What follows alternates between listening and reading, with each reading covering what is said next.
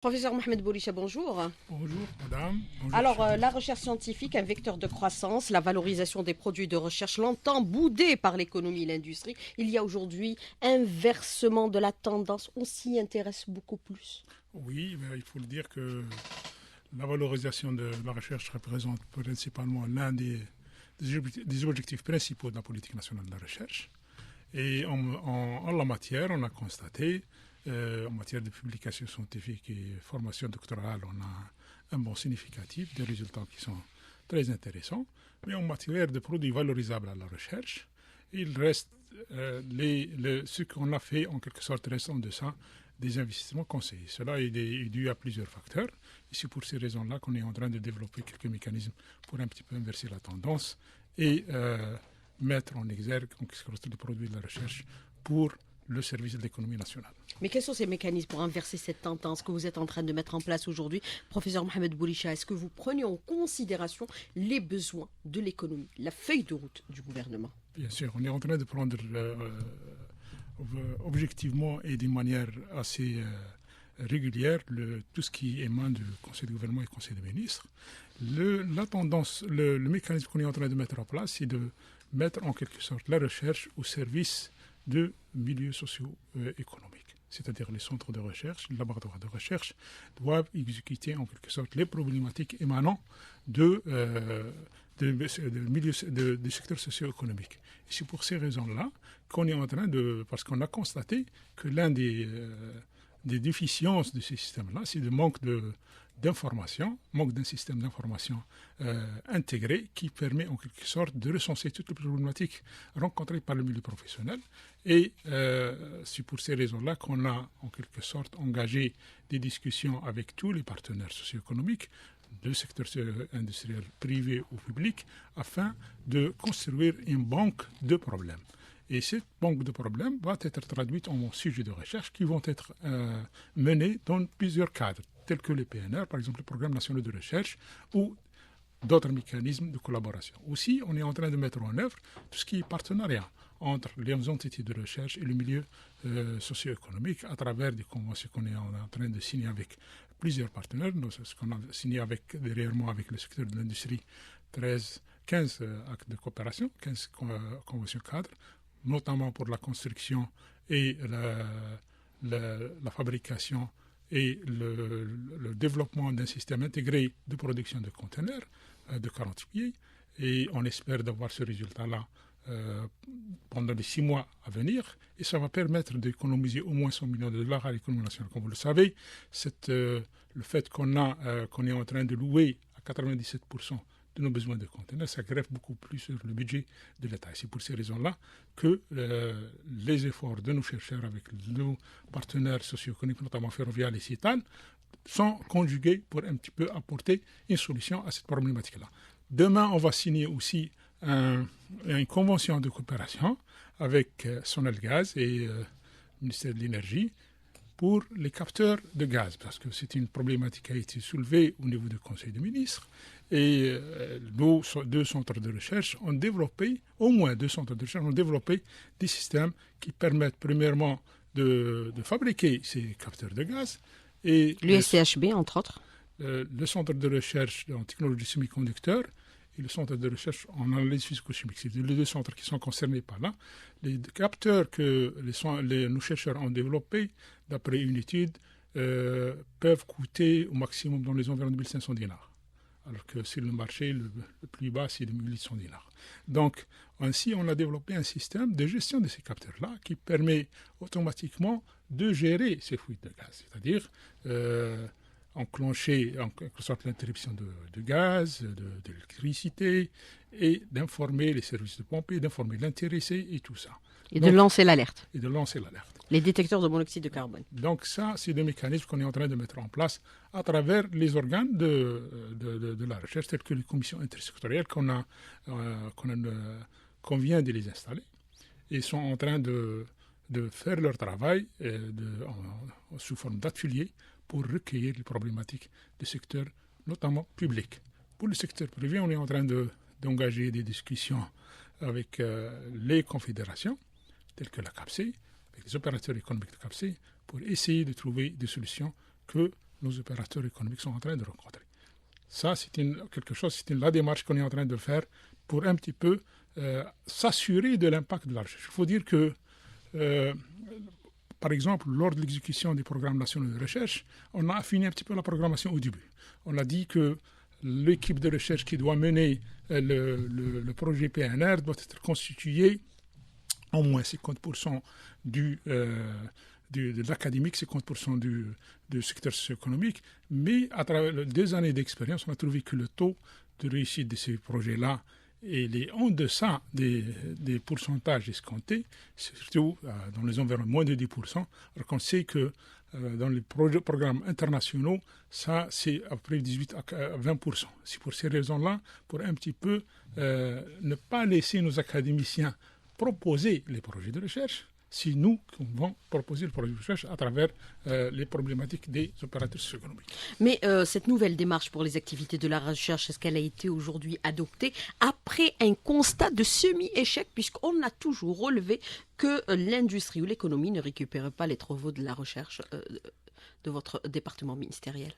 Non, il y a un volet qui... Vous avez fait, c'est-à-dire, un bilan? Non, votre question relève sur 2 volets. Le premier volet, il a trait à la programmation des activités de recherche. Il faut dire que la programmation des activités de recherche, ce n'est pas une opération en quelque sorte qui est mathématique. Il faut toujours affiner la programmation de la recherche pour un petit peu s'assurer de l'impact des activités de recherche. Mais le deuxième volet, c'est la valorisation des produits de la recherche. Les valorisations des produits de la recherche rencontrent beaucoup de problèmes, notamment en quelque sorte l'homologation et la certification des produits de la recherche, parce que la certification des produits de recherche, on n'a pas assez d'organes ou de structures qui permettent de certifier les produits. Parce que le chercheur, une fois il produit, il prototype son produit de la recherche, il doit être certifié pour être utilisé. On a vécu ça durant la pandémie Covid, lorsque nos chercheurs ont développé des respirateurs artificiels. On n'a pas trouvé quelqu'un ici en Algérie qui peut certifier ce produit-là. On était obligé de l'acheminer vers l'Espagne pour le certifier. Et ceci se fait aujourd'hui en Algérie, la certification, puisqu'on parle... C'est une problématique qu'on est en train de trouver des solutions avec nos partenaires de l'industrie, mais aussi on va proposer que les centres de recherche qui sont accrédités sur des portées, sur des installations, puissent certifier les produits. Alors, au-delà bien sûr de cette question de la certification des produits de la recherche, les activités de la recherche qui sont importantes aujourd'hui pour inverser cette tendance et consommer aussi algérien en matière de recherche, puisque nous importions dans ce domaine-là pratiquement la totalité de nos besoins. Et pour être efficace et efficient, il faut avoir les moyens et avoir aussi les compétences nécessaires. Sur la question des moyens, on l'a toujours dit que la recherche était quasiment le parent pauvre un peu, bénéficier d'un budget qui était quasiment Y, 0,02%. Cette donne a totalement changé aujourd'hui. On prend conscience de l'importance de la recherche, parce que sans la recherche, il ne peut pas y avoir aussi d'émergence. Les pays ont émergé grâce à leur secteur de recherche. Et le laboratoire de recherche. Écoutez, et les travaux de recherche. Oui, écoutez, sur ce volet-là, il faut peut-être comprendre le mécanisme, le cadrage du financement de la recherche. Le financement de la recherche du part du monde, il est constitué de 2 parties, un financement public et un financement privé. Le financement public, il existe, il est dans les auteurs de 0,5%. Mais ce qui manque, c'est le financement privé. Mais le financement privé doit être généré une fois que la fonction recherche-développement est ancrée au niveau du secteur socio-économique. Comment le faire ? Il y a des mécanismes qu'on est en train de mettre en œuvre. Il y a un mécanisme qui a été mis en œuvre, tel que le financement indirect. La loi de finances 2023, on a, avec nos collègues de l'économie de la connaissance, on a pris une disposition législative qui permettent aux entreprises qui font de l'activité de recherche-développement d'être exonérées à concurrence de 200 millions de dinars, 20% de l'IBS. Mais ce qui est nouveau cette fois-ci, c'est que ça permet aux entreprises, même s'ils n'ont pas des compétences en matière de recherche, d'externaliser cette recherche au niveau des centres de recherche. C'est-à-dire ils peuvent externaliser l'activité de recherche-développement au niveau des centres de recherche et ils peuvent être remboursés sur cette activité-là. Donc comme ça, on aura en quelque sorte, on va encourager le partenariat recherche-entreprise. Le deuxième volet, c'est le financement direct. Il y a un décret qui est mis en place. Il va prochainement être promulgué pour un petit peu, beaucoup plus encourager en quelque sorte le partenariat, la disposition contractuelle entre les chercheurs et les entreprises du secteur socio-économique. Mais par rapport à ce financement direct que prévoit aujourd'hui ce décret qui va être promulgué prochainement, qu'est-ce qu'il va apporter de plus au secteur de la recherche scientifique? Pour le secteur de la recherche scientifique, ce décret apporte un financement qui peut aller jusqu'à 80%. C'est-à-dire en montant du montant du projet, en quelque sorte. 80% du montant du projet pour les startups. Pour les grandes entreprises, ça peut aller jusqu'à 20%, 30%. Donc, c'est-à-dire si une entreprise s'engage dans un projet de recherche, le Trésor public peut le financer à concurrence de 20 jusqu'à 80% du projet de recherche. Mais si il engage cette recherche-développement en partenariat avec des opérateurs publics de la recherche, le financement sera augmenté par conséquent pour promouvoir ce partenariat public et sur le secteur socio-économique. Mais quand sera-t-il promulgué prochainement, très prochainement, parce qu'on a besoin aussi... Il est au niveau du secrétariat général du gouvernement, donc il est en discussion. On s'inscrit aujourd'hui dans l'émergence. Mais bien sûr, au-delà du budget de l'État, qui est consacré dans les différentes lois de finances, les budgets directs et indirects que vous avez énumérés à l'instant, est-ce qu'on peut considérer que le secteur socio-économique doit mettre aussi la main dans la poche pour financer la recherche, comme cela se fait dans tous les pays à travers le monde, que ce soit dans le domaine sanitaire ou dans le domaine industriel ou dans le domaine agricole, puisque les laboratoires pharmaceutiques à travers le monde, c'est eux qui financent la recherche scientifique, ce ne sont pas les États. Oui, vous avez répondu exactement à la problématique, c'est-à-dire... Il faudrait qu'ils s'impliquent. Du part du monde, 40% du financement vient de l'État, 60% du secteur socio-économique. Nous, on est à 99% à 100% public. L'État. C'est l'État. Il faut renverser cette tendance-là. C'est une culture, c'est une mentalité nouvelle qu'il faut ancrer dans les esprits. Dans les esprits du monde socio-économique afin qu'ils s'approprient de la partie recherche-développement. Pour le secteur de l'industrie pharmaceutique, on est pour parler de créer un joint venture avec Saïdal pour la production de médicaments. Parce qu'on a 2 centres de recherche au niveau de Constantine, le CRBT en biotechnologie et le CRSP en sciences pharmaceutiques. Et cette joint venture permet le transfert technologique des 2 centres de recherche vers l'opérateur public Saïdal. Aussi, on est en train de créer un centre d'innovation et de transfert technologique à Constantine, parce que Constantine, pour nous, constitue un pôle très important en matière de produits pharmaceutiques et produits biotechnologiques. Donc, ce centre d'innovation et de transfert technologique permet aux opérateurs qui n'ont pas l'activité de recherche-développement de le faire au niveau de ce centre-là, notamment prototypage, pré-série et tout ça. Mais pour que le secteur socio-économique s'implique directement, qu'est-ce qu'il faudrait aujourd'hui? Impérativement pour égaler ce qui se fait à travers le monde. Vous avez parlé un peu de Saïdal, ça reste public. Pour le privé, qu'est-ce qu'il faudrait? Il n'y a aucune distinction entre le privé et le public. On a commencé avec le... Non, je ne parle pas de vous, je parle du financement. Avec Saïdal, c'est public, mais avec les autres entités privées qui sont existantes pour un peu reprendre les travaux de la recherche ou alors commander des travaux de la recherche au laboratoire. On ne va rien inventer. Il y a 2 mécanismes précis. Puisqu'on dit que chez nous, 99% c'est le financement de l'État. Oui, mais il faut aller vers des mécanismes qui permettent l'implication de... Des incitations. Des incitations, voilà, des incitations financières pour que les opérateurs économiques s'approprient de la recherche-développement. Alors, professeur Mohamed Bouhicha, moi je voudrais revenir avec vous pour cette deuxième partie de l'invité de la rédaction sur plusieurs aspects qui concernent bien sûr ce secteur hautement stratégique pour inscrire l'Algérie dans l'émergence conformément aux ambitions affichées aujourd'hui par les plus hautes autorités du pays, le président de la République. Alors, on a parlé bien sûr de la valorisation des travaux de la recherche qui doivent être un peu repris par le secteur socio-économique et nous voyons aujourd'hui qu'il y a des partenariats qui sont scellés malgré une sorte de frilosité parce qu'il faut inscrire cette culture un peu de laboratoire de recherche qui doivent être inscrits au niveau bien sûr des entités productrices. Bien sûr, quand on parle de la valorisation, il faut aussi breveter les travaux de la recherche. C'est le cas aujourd'hui, parce qu'on a toujours déploré qu'on était au niveau du classement international au bas du tableau. Ouais, tout à fait, tout à fait. Mais il y a lieu de constater qu'en matière de brevets, il y a une montée en cadence de nombre de brevets enregistrés. Depuis 2012, on est passé de 116 à 764.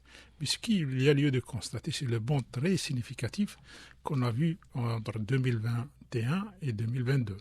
2021, on avait 98 brevets qui ont été déposés. Et en 2022, c'est 310. Donc, c'est pratiquement le triple. Et on s'attend que ce nombre de brevets-là va augmenter sensiblement, notamment avec le dispositif qui a été mis en place par notre département ministériel, un diplôme, un brevet, un diplôme, une start-up. C'est-à-dire, on s'attend peut-être vers les 1000 brevets, peut-être, je suis en train de dire 1000 brevets ou plus, c'est l'année 2023. Pourquoi ? Parce que ce qui manquait auparavant, c'est cette culture de propriété intellectuelle qui n'a pas été enseignée, qui n'a pas été donnée à nos étudiants. Et c'est pour ces raisons-là qu'on a mis en place des structures d'IDSA, qui sont les incubateurs qui permettent d'incuber les projets innovants, les projets notamment des étudiants qui sont en fin de parcours pour créer éventuellement leur propre start-up, leur propre emploi. Parce qu'on sait que l'emploi ne pourrait pas être assuré par les services publics ni les entreprises qui sont encore en emploi pour le futur devraient être assurés par les étudiants eux-mêmes, moyennant des dispositifs qui ont été mis en place par l'État. Notamment, il y a un département ministériel de l'économie de la connaissance des start-up et de la micro-entreprise qui a mis en place un dispositif de financement et d'accréditation, de labellisation des projets innovants et des start-up. Mais qu'est-ce qui explique aujourd'hui, M. Bouhicha, cette montée en croissance de ces brevets, puisque vous parlez de la perspective d'atteindre éventuellement les 1000 brevets en 2023 ? Vous avez amélioré l'écosystème de la recherche, ou alors aujourd'hui on a compris que le classement se fait sur la base des brevets et des publications ? Oui, c'est les deux en même temps. Premièrement, on a incrusté la culture de la propriété intellectuelle. C'est-à-dire on a des innovations, ils n'ont pas été enregistrés. C'est aussi simple que ça. Donc, c'est en quelque sorte d'inculquer cette culture de brevetage de tout ce qu'on est en train de produire, et ça pourrait être ça permettrait éventuellement, notamment, d'agir sur le classement. Comme vous venez de le dire, dans le classement de l'OMPI, on est toujours à la traîne, c'est-à-dire aussi bien en matière de volet de brevets qu'en matière de développement industriel. Mais en matière d'innovation, il y a aussi un autre volet qu'il ne faut pas occulter, parce qu'en matière de recherche, innovation dans la recherche et développement, il y a des indices qui permettent de dire que dans ce cadre-là, on n'est pas vraiment très mal classé, mais ce qui est resté, c'est les brevets industrialisés et tout ça. Mais si on agit sur les brevets eux-mêmes, ça permettrait d'augmenter la visibilité de nos universités, nos établissements de recherche et notre pays dans les classements internationaux. Alors, au niveau international, mais pour le côté national par rapport à ces produits, combien de brevets sur les chiffres que vous avez bien sûr énoncés, puisque vous avez parlé de 2021, nous étions pratiquement à 98 brevets qui ont été bien sûr validés. En 2022, 310, voilà, si ma mémoire ne fait pas défaut, ont été repris par le secteur socio-économique. Parce que pour les breveter, c'est pour les récupérer aussi. Pour les récupérer par la suite. Mais il y a lieu aussi... Il ne suffit pas de les breveter. Oui, mais il y a lieu de mettre, comme vous venez de le dire, il y a lieu de mettre en place des mécanismes qui permettent à l'opérateur économique d'utiliser ces brevets-là. Parce que par le monde, on fait des incitations. Si un opérateur économique prend le brevet pour, en quelque sorte, l'industrialiser, on lui met un intérêt. Mais il y a pas mal, maintenant, il y a une émergence des opérateurs économiques qui sont intéressés par ces brevets-là. Et ce n'est pas comme auparavant, où on avait pas mal de produits de recherche qui sont en quelque sorte, ont été exposés, mais il n'y avait pas un engouement des opérateurs économiques de le prendre. Mais c'est pour ces raisons-là qu'on est en train de changer la démarche, la démarche en quelque sorte d'activité de recherche, c'est-à-dire centrer l'activité de recherche sur un besoin réel pour qu'on s'assure qu'éventuellement, même le brevet s'il est déposé, il sera utilisé par le secteur socio-économique. Alors, centrer l'activité de la recherche sur les besoins qui sont exprimés aujourd'hui par le secteur socio-économique, mais pas seulement, centrer aussi l'activité sur aussi des formations qui doivent être adaptées. C'est ce que vous êtes en train de faire aujourd'hui dans le cadre de cette nouvelle approche que vous êtes en train d'adopter au niveau de votre département, au niveau de la Direction générale de la recherche scientifique, Monsieur Bouhicha. Oui, on est en train d'adapter aussi la formation, d'inculquer en quelque sorte l'esprit entrepreneurial au niveau des étudiants, parce qu'il fallait que les étudiants s'approprient de cet outil-là pour qu'ils puissent être des auto en quelque sorte employés. Mais certaines formations également, par exemple la réhabilitation de la formation d'ingénieurs aujourd'hui qui apporte sa valeur ajoutée. On l'avait complètement éliminée et là aujourd'hui on la reprend. Oui, effectivement, L'ingénieur-chercheur, hein, le parcours ingénieur a été repris dans le cadre des dispositifs, des diplômes qui sont délivrés par l'enseignement supérieur, parce qu'on a constaté effectivement que le nombre d'ingénieurs qu'on est en train de former, il est en deçà des besoins de notre pays. On a laminé carrément la formation d'ingénieurs pratiquement, juste seulement pour certaines activités. Ouais, écoutez, bon, il y avait une réforme qui a été mise en place, il y avait des constats qui ont été mis, il y avait le parcours ingénieur qui a été effectivement, parce que les écoles supérieures ou les écoles supérieures qui étaient censées dispenser délivrer le diplôme d'ingénieur, ne délivraient pas assez d'ingénieurs. C'est pour ces raisons-là qu'on a en quelque sorte réintroduit le diplôme d'ingénieur au niveau du parcours des universités. Alors, autre question que je voudrais aborder avec vous, et c'est la question également de l'auditeur qui vous dit, aujourd'hui, est-ce que ces laboratoires sont dotés des moyens qui leur permettent réellement d'opérer de véritables recherches qui puissent apporter une valeur ajoutée à tous les secteurs socio-économiques, puisqu'aujourd'hui, nos besoins sont importants, assurer quand même aujourd'hui une sorte d'autosuffisance ou de souveraineté sur certains secteurs qui sont devenus névralgiques, par exemple l'agriculture pour la sécurité alimentaire avec les conflits aujourd'hui géopolitiques.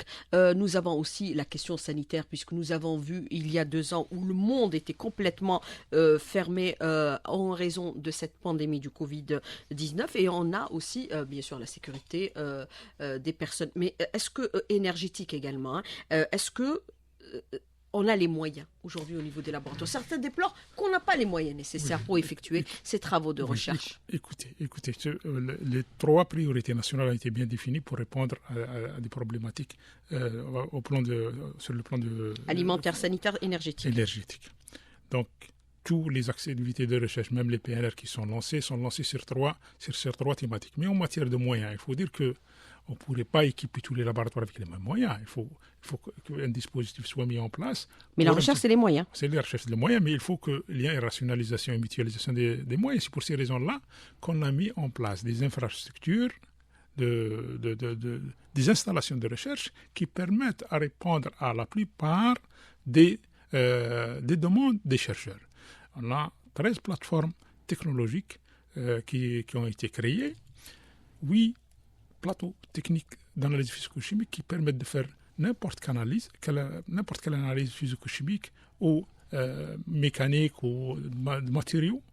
Et on a des plateformes techniques, comme je viens de le dire, qui permettent de prendre en charge toutes les facettes de la valorisation, c'est-à-dire prototypage, pré-série, etc., dans différents domaines, énergétique, sanitaire ou donc, sur notre volet, pour un petit peu avoir un réel impact sur les activités de recherche sur le quotidien du citoyen. On est en train de créer des réseaux thématiques qui permettent de prendre des projets fédérateurs. Parce qu'un projet de recherche, lorsqu'il est fait par une équipe de recherche, pourra répondre uniquement à un petit volet d'une problématique donnée. Mais ces réseaux thématiques permettent en quelque sorte de donner une réponse un petit peu totale à une problématique donnée. Dans ce cadre-là, le premier réseau qu'on a constitué, le réseau, c'est le dessalement de l'eau de mer, où nos chercheurs, avec les opérateurs socio-économiques, se sont réunis pour un petit peu débattre les sujets qui devraient être traités et qui devraient être en quelque sorte mis en œuvre par les équipes de recherche au niveau des laboratoires. les installations, les équipements nécessaires pour faire ce type de recherche existent. Donc il n'y a pas par rapport à ce qu'on avait auparavant, il faut dire que l'État a investi un montant très important en matière d'installation de recherche. Et je le réitère parce que il est de notre devoir de rentabiliser cet investissement. C'est pour ces raisons-là, n'importe quel en quelque sorte examen ou quelle analyse, elle pourrait être faite sur ces installations de recherche qu'on a appelées les services communs de la recherche. Mais quand vous parlez de ces installations de recherche, il y a aussi les laboratoires de recherche. On recense à fin 2021 1661 laboratoires, 29 centres de recherche, 43 unités de recherche, 24 stations d'expérience et un nombre de plateformes technologiques, de plateformes techniques et incubateurs. Est-ce qu'on peut considérer que sur les 1661 laboratoires, ils sont tous aujourd'hui rentables, efficaces et assurent des travaux de qualité pour le secteur socio-économique? Professeur Bouhicha, vous pouvez me corriger si je me trompe sur les chiffres. Moi, je reprends les chiffres qui sont dans le plan d'action du gouvernement. Pour les laboratoires, il y a une petite augmentation. On est à 1710 laboratoires. Mais il faut dire que je parlais de fin 2021. Maintenant, on est à 1710. Pour les laboratoires de recherche, il faut voir pourquoi ces laboratoires, premièrement, ont été créés. Les laboratoires de recherche ont été créés pour mobiliser les compétences universitaires.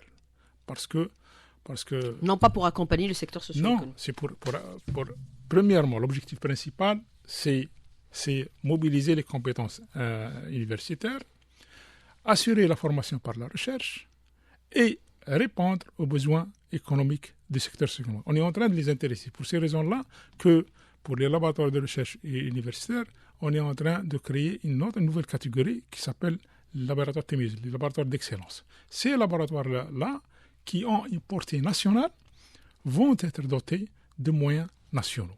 Mais par contre, les laboratoires qui sont au niveau, ce qu'on appelle les laboratoires universitaires, qui sont au niveau d'université, ça revient à la politique de l'université, à l'écosystème de l'université, la politique de l'université en matière de recherche et de développement, qui définit les moyens pour la réalisation de cette politique-là. Donc on l'équipe à concurrence de la politique de l'université. Alors, sur la question de financement, je reviens toujours, c'est la question de l'auditeur qui vous dit aujourd'hui, le budget alloué à la recherche est considéré comme étant un des plus bas au niveau de la région ou du monde aussi. Professeur Bouhicha, il ne représente que 0,35% du PIB, le produit intérieur brut, alors que vous avez certains pays qui sont bien sûr développés, qui consacrent l'équivalent de 100 milliards de dollars pour le développement scientifique, à l'instar par exemple de l'Allemagne. Vous avez aussi la France qui arrive avec 54 milliards de dollars, l'Égypte avec 1,2 milliard de dollars. Aujourd'hui, avec cette volonté d'accéder à l'émergence, ce budget doit impérativement augmenter, puisque si on se réfère aussi au bilan du gouvernement qui a été présenté par le Premier ministre, entre 2015 et 2021, c'est 57 milliards de dinars qui ont été consacrés au secteur de la recherche scientifique. 57 milliards ont été consacrés, ce qui représente un petit peu 0,54% si on prend les salaires de PIB. Ça reste en deçà de ce qui a été... De ce que nous souhaitons aujourd'hui. De ce que nous souhaitons, ça reste en deçà, mais il faut dire, comme je l'ai expliqué auparavant, que ce pourcentage ne pourrait augmenter que si l'opérateur socio-économique. Mais il faut dire que aussi en matière de financement, je devrais éclaircir nos auditeurs, notamment nos chercheurs, qu'on a un changement de système de financement. Auparavant, on était financé sur un fonds national de la recherche scientifique, qui est un compte d'affectation sociale, qui a été clôturé en 2022. Maintenant, vous l'avez plus, le fonds. On n'a plus le fonds. Les crédits sont budgétisés au niveau du secteur de l'enseignement supérieur. Et l'année 2022 a connu un petit peu, quelque part, quelques petites perturbations parce qu'il s'agit de faire la transition entre un système qui est le fonds vers un système de budgétisation. On espère que cette année 2023, ce sera nettement meilleur que l'année précédente en matière de financement parce que, effectivement, on a eu des difficultés pour 2022 pour mettre en place le nouveau mécanisme parce que c'est nouveau et c'est la budgétisation de tout le budget de l'État et comme vous le savez que la nouvelle loi sur les finances est une loi axée sur des résultats et des objectifs et c'est pour ces raisons-là d'ailleurs on sait le secteur de la recherche scientifique s'est inscrit dans cette démarche depuis pratiquement 2003 où toutes les activités de recherche ont été en quelque sorte budgétisées en fonction des résultats escomptés. Les résultats escomptés, c'est ce qu'on appelle, nous, la valorisation de la recherche et qui se traduisent par le nombre de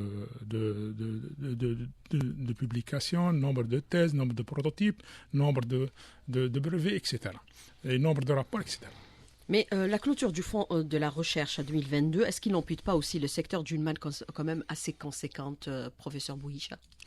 Le montant alloué annuellement au fonds, il est pratiquement maintenu parce qu'on est uniquement c'est la manière dont on est en train de l'allouer. Auparavant, c'est une budgétisation directe. C'est une budgétisation directe sur le secteur. Bon, le fonds, effectivement, possédait une souplesse en quelque sorte de gestion.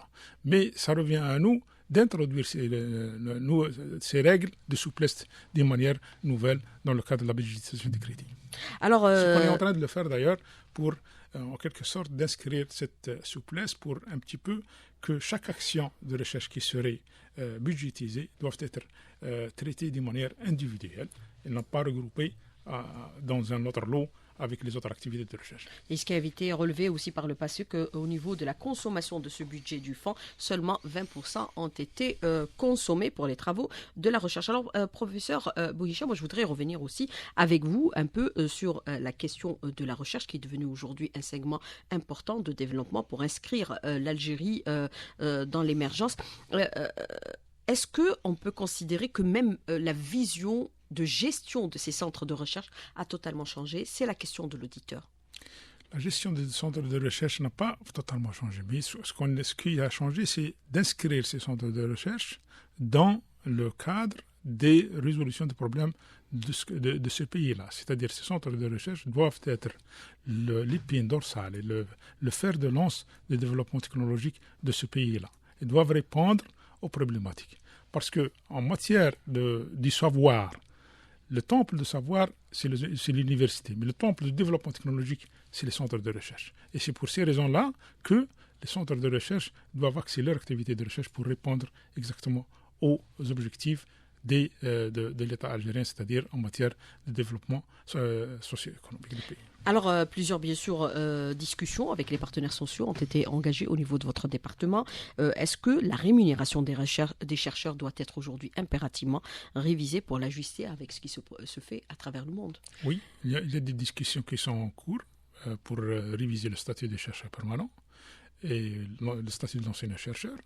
Il y a un texte qui pratiquement va passer au niveau de SDG pour un petit peu prendre en charge la rémunération des chercheurs à temps partiel, c'est-à-dire les chercheurs qui sont dans le secteur socio-économique. Pour les motiver, bien sûr. Pour les motiver. Pour les booster. Donc, en matière de ressources humaines, même il y a un texte qui est en préparation qui devrait être bientôt déposé pour le postdoc, c'est pour qu'en quelque sorte laisser les docteurs qui ont soutenu de continuer la recherche au niveau des laboratoires. Ça permettrait à ces docteurs-là d'acquérir une expérience supplémentaire et éventuellement peut-être former eux-mêmes leur propre entreprise, etc. Alors, autre question de l'auditeur qui vous dit aujourd'hui, est-ce qu'on valorise les travaux de fin de cycle des étudiants, c'est-à-dire les soutenances de fin d'études pour apporter une valeur ajoutée également au secteur socio-économique, parce qu'on a eu mal au cœur de les voir jetés dans les poubelles? Pour les PFE, il y a la démarche qui est entreprise par notre département ministériel dans le cadre de l'arrêté 1275. Un diplôme, une start-up, un diplôme, un brevet. Ça permettrait de valoriser tous les projets de fin d'études des étudiants. Donc, il y a un recensement qui est en train d'être fait. On a énuméré plus de 9000 projets qui ont été déposés. Il y a une sélection qui est en train d'être faite maintenant pour sélectionner ceux qui sont aptes de créer leur start-up éventuellement. L'obligation de résultat est faite aujourd'hui à tous les laboratoires de recherche? Oui, effectivement. On ne rémunère pas une étude de recherche sans résultat? Non. L'évaluation, elle est récurrente, elle est obligatoire pour chaque activité de recherche. Ils sont évalués, les laboratoires sont évalués triannuellement. Mais est-ce qu'on peut y accéder? Il y a de la visibilité avec la numérisation aujourd'hui? Oui. Sur les travaux de recherche? Oui, on peut y accéder parce qu'on est en train de mettre en place des plateformes avec le schéma directeur national de numérisation, qui possède pratiquement 7 axes stratégiques avec 16 programmes, dont un axe stratégique, c'est la visibilité de la recherche. Donc, il y aura une douzaine de plateformes qui seront... On a déjà des plateformes qui sont créées, mais qui seront supplémentées par une douzaine de plateformes qui permettront de l'accès à toutes les informations concernant les résultats des laboratoires de recherche. Les publications dans les grandes revues internationales également. Oui, Professeur Bouhicha. Oui, on est en train... C'est ça qui donne aussi de la véritable visibilité dans tous les secteurs. Vous avez touché de doigt, en quelque sorte, le point le plus important en matière de classement, c'est les publications dans les revues internationales classées. Parce qu'il y a des revues internationales qui sont classées. C'est pour ces raisons-là qu'on est en train pratiquement de finaliser. Il est en SGG, j'espère qu'il va être promulgué très prochainement, un décret qui porte sur l'incitation à la publication scientifique, ou les publications qui sont vraiment dans des revues internationales telles que Science et Nature. L'auteur va être rémunéré substantiellement à hauteur de 2 millions de dinars, 3 millions de dinars. Pour les revues qui sont dans A+, c'est-à-dire le quartile 1 et le quartile 2, ils sont rémunérés en concurrence entre 100 000 à 200 000 dinars. Donc ça va... Et le valoriser au niveau national. La valorisation déjà aussi d'apporter. Ça va certainement. C'est ça qui va monter. Ça va certainement augmenter le nombre de publications et la visibilité des établissements. Je suis sûr et certain, parce que cette politique-là, ce n'est pas nous qui l'ont inventée. La Chine l'a fait. Et c'est pour ces raisons-là qu'on a vu derrière moi, en quelque sorte, un shift qui s'est opéré en matière de volume de production internationale. Auparavant, c'était les États-Unis, l'Europe et le Japon. Maintenant, c'est la Chine et le pays de BRICS qui sont en quelque sorte de mouiner le volume de production internationale. C'est à travers ces incitations-là qu'on est arrivé à ce résultat-là. Parce qu'on a tendance dans notre pays à valoriser un peu les institutions et non les personnes, alors que c'est les personnes qui font les institutions. Des bourses à l'étranger pour des formations adaptées à nos besoins également aujourd'hui, par exemple dans le domaine énergétique, avec les ENR, c'est important également acquérir cette technologie de pointe. Il faut cibler les bourses, parce qu'il faut dire que l'investissement qui a été consenti... Cibler les bourses et les pays. Et les pays, parce que l'investissement qui a été consenti jusqu'à présent permet de prendre en charge pas mal de choses sur la formation doctorale. Donc il faut peut-être réserver les bourses sur des sujets stratégiques où le pays a besoin d'acquérir des compétences en la matière. Très rapidement sur la question de l'auditeur, quelle perspective pour bien sûr les centres de recherche médicale, quel nouvel horizon, professeur Bouhicha, rapidement sur la question, très rapidement. Sur le centre de recherche médicale, on a pour l'instant 2 centres de recherche, qui sont le centre de recherche en biotechnologie et le centre de recherche en sciences pharmaceutiques. Les perspectives, c'est d'aller vers l'homologation des produits, c'est-à-dire en matière d'essais cliniques, etc. Il faut que les essais cliniques soient instaurés au niveau du pays pour un petit peu permettre la valorisation des produits pharmaceutiques qu'on est en train de développer. Alors, autre question de l'auditeur, c'est un peu un commentaire. Aucune start-up n'a vu le jour. Les sites internet des centres et unités de recherche ne sont pas attrayants, voire actualisés. Professeur Bouhicha. Les sites web de centres de recherche vont être revus pour être plus attrayants. Vous avez dit. Oui. C'est d'ailleurs l'un des classements internationaux webométrique qui est basé sur la visibilité du web. Le financement pour 2023, le montant, c'est la question de l'auditeur. 11 milliards de dinars, 5 milliards d'équipements, 6 milliards de fonctionnement. Professeur Mohamed Bouhicha, merci d'avoir répondu à nos questions et d'avoir été en direct avec nous ce matin dans le studio. Merci beaucoup, bonne journée, à bientôt, au revoir. C'est moi qui vous remercie, au revoir.